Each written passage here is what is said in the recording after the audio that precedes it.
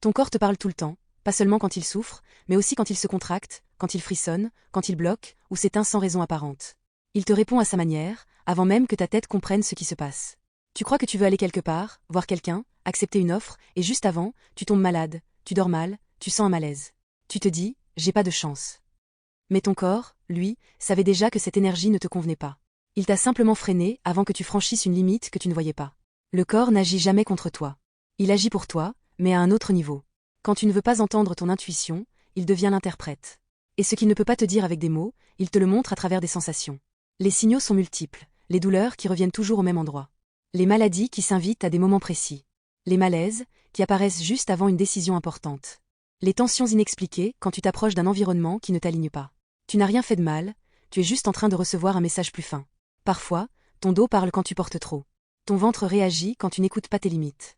Ta gorge se bloque quand tu t'empêches de dire ce que tu ressens. Et ton cœur s'emballe quand tu t'approches d'une vérité que tu n'assumes pas encore.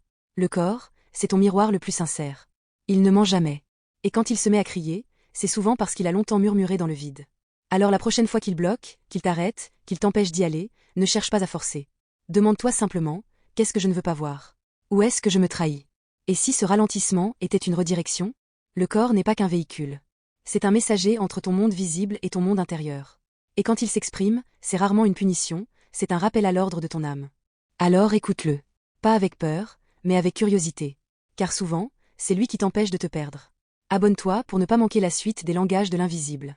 Dans le prochain épisode, on parlera des messages cachés dans les coïncidences, ces moments où la vie semble te répondre exactement au bon moment.